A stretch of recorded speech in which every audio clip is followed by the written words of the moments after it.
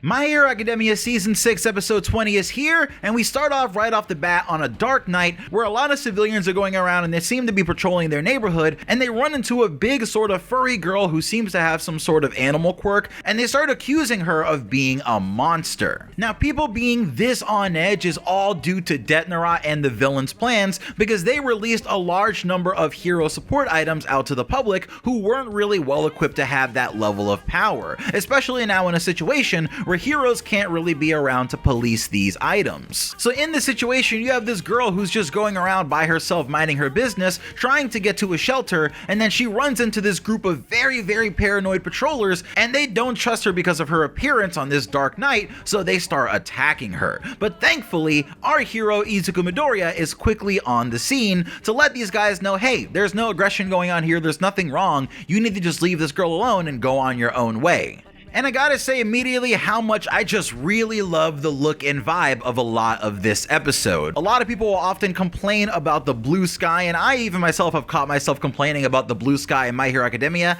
but now we're officially in a nighttime scene with Dark Deku or Vigilante Deku, and it just looks really awesome, right? Like the color of his costume, everything just having that kind of like darker, less vibrant look is really interesting from My Hero Academia, which of course started off as being a series that was all about colors and vibrance and that kind of comic book style approach. Now we've gone from sort of the golden age comics, bright colors and everything approach to more like a dark night approach of the colors, and I really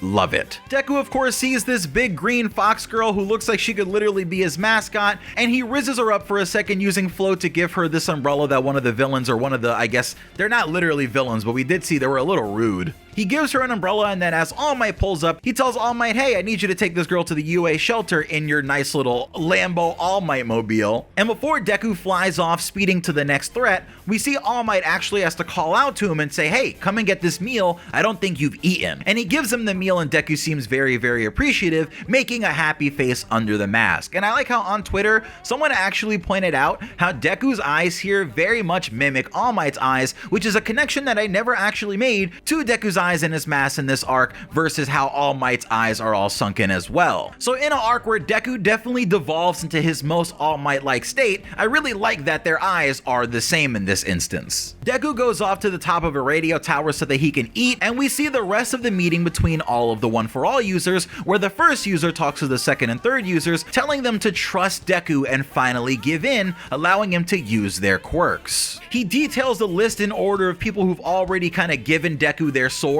and says that those two are the last ones remaining, so they really have to stop being so stubborn, because now more than ever, Deku's all alone, and he requires the full power of One For All to bring an end to this conflict. The second and third users are really against siding with Deku, because they come from a generation where All For One was a monster. He was absolutely rabid in this generation, and he kind of ruled over everything with an iron fist as the Dark Demon Lord. So they're absolutely horrified of All For One on a certain level, and then you have this kid Deku who says he wants to save the new coming of All For One, or the person that All For One is trying to like take over his body, right? Like that absolutely wouldn't fly from people who are from a much more dark militaristic period of My Hero Academia's world. But eventually the first user is able to convince them, saying, look, this all started because the two of you came into where I was locked away in All For One's basement or whatever weird area he had locking me away, and you reached your hand out to me instead of erasing me away because I was associated with All For One. So you need to understand here that by Deku doing the same thing, he might actually be able to bring an end to the story in the same way that it started. And it probably definitely helps the fact that the first user looks so much like Shigaraki, because it helps the second user and the audience more so being able to understand exactly what is going on there with that parallel. It is the very similar situation with a person being used by All For One, just needing someone to reach out their hand and save them.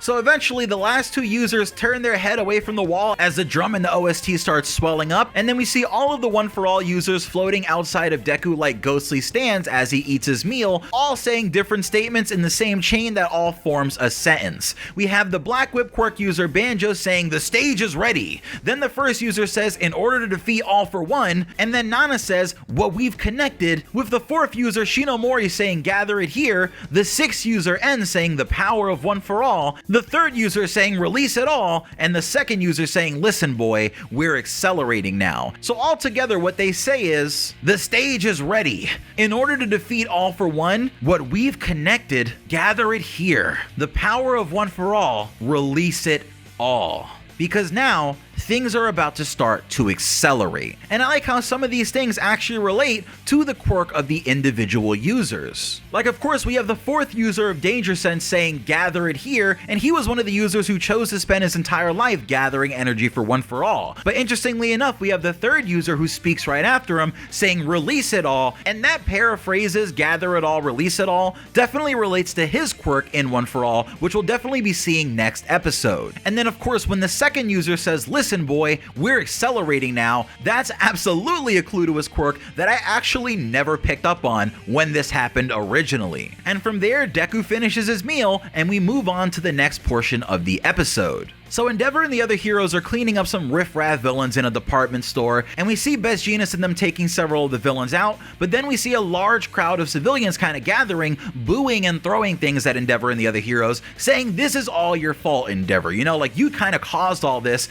and now the families of the victims of Dabi are on the news, and we want to know if you even watched the television to see what was going on with them, because you couldn't show your face to actually show up and atone for what you did and answer for what you caused. So eventually the top three heroes end up leaving in a very similar car to what All Might has, which makes me wonder if All Might, just being so rich, ended up giving them this car and having it perfectly suited up for Best Jeanist, or if it's just a coincidence that Best Jeanist and All Might's cars look so similar. The group starts talking about One for All and All for One and the entire situation, and I've seen some people complaining about how this conversation went on a little long, but honestly, it's one of the few times in the series where we can see a group discussing One for All and All for One outside of the usual characters that we've seen talking about it, like All Might, Deku, and Bakugo. This perspective between Hawks, Best Jeanist, and Endeavor is really interesting as they try to really unpack the mystery of what it is that All for One is and what he wants, as well as how exactly he's going to try and get it. And it's here where Hawks starts to pick up on a theory where he wonders if there's something that All for One actually has to do that might be a little difficult,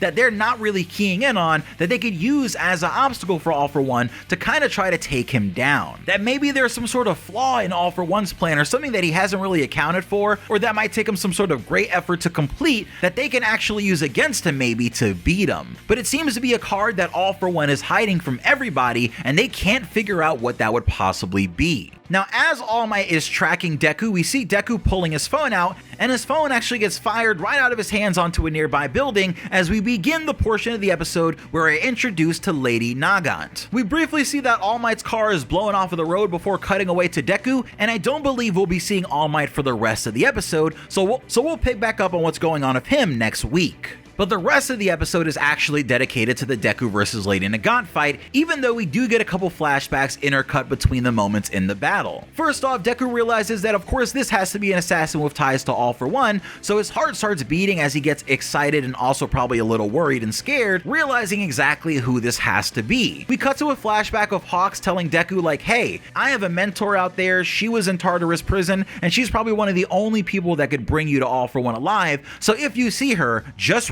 run away. Don't even try to fight her. And that's also probably because Hawks is a little worried about what Deku could do to his teacher using One for All. But as Deku tries to counter Lady Nagant and make his way towards her, he keeps getting countered by her excellent range and control over her projectiles. And this is where Deku flashes back to something that he actually saw on TV. There was a special on TV about which heroes people should keep their eye on. And on this list, we see that Snipe is doing an interview where he's number 25 out of 100, and Snipe sits in front of a blue backdrop, using his time instead of just bigging up himself to explain why another hero, Lady Nagant, is so much more amazing than he is. He pretty much explains that with his quirk, he can see within a range of 600 meters, and he can make sure that his projectiles always land on a target, but he can't choose where on the body his projectiles land. Meanwhile, Lady Nagant is able to cover a range of 3,000 meters, and not only can she freely control and perfectly construct her projectiles to pretty much be however she wants, she can also do the same thing to the actual configuration of her weird rifle arm. When you pair this with her incredible skill in sharpshooting, this makes her way more dangerous and way more amazing than Snipe at being a hero,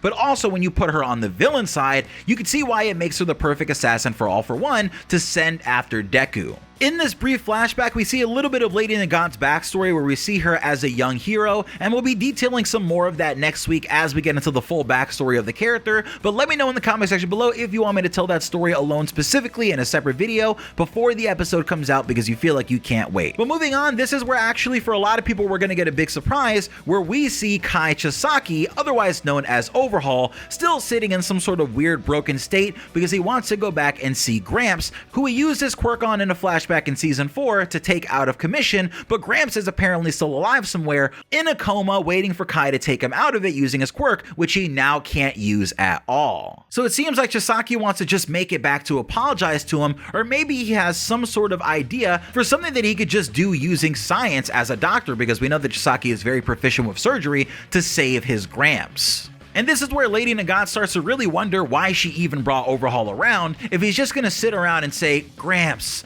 Pops over and over again. And this is where we cut to a flashback of Lady Nagant actually meeting All For One during the prison break, and he explains to her everything that's about to happen with Deku, showing just what level of a master planner that All For One is. He says, hey, a boy is about to leave UA and start moving on his own. Several heroes are gonna be around him, top heroes. Here's what you can do to separate him from those heroes. Wait for the nighttime. Like, he really called every single detail of what was going to happen, and it's really scary considering that All For One has been sitting in prison this entire time, right? Like, it's not like he's got the complete lowdown of all the events from his other version. He has to wait to be told those things by Shigaraki, or by, I guess, the other All For One. So him just understanding the situation so well from everything that's happened so far in all of his plans is really, really scary, actually. And from here that we see that All For One seals the deal with Lady Nagant by giving her a quirk, and as the episode ends, we see Lady Nagant jumping off of a building and using her new airwalk quirk to literally step on the air and leap through the sky safe and sound to make her way towards Deku and complete her mission. Now we'll talk about the next episode preview in a little bit because it has some nice little Easter eggs there that we can talk about, but I really enjoyed this episode. It has some limited animations in some aspects, but I feel like all in all it was handled very well. Maybe it's just being carried by the nighttime look for me and I really love that aesthetic.